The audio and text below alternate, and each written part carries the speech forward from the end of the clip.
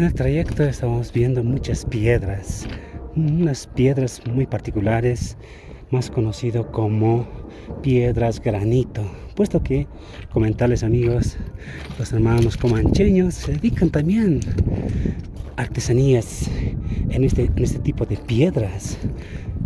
Como pueden apreciar, los batanes que conocemos nosotros, también la moledora, está hecho de este tipo de piedra.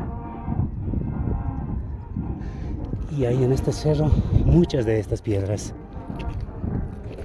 También es una zona minera, por supuesto.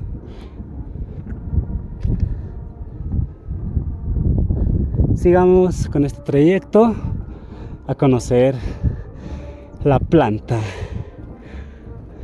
Puya Raimundi.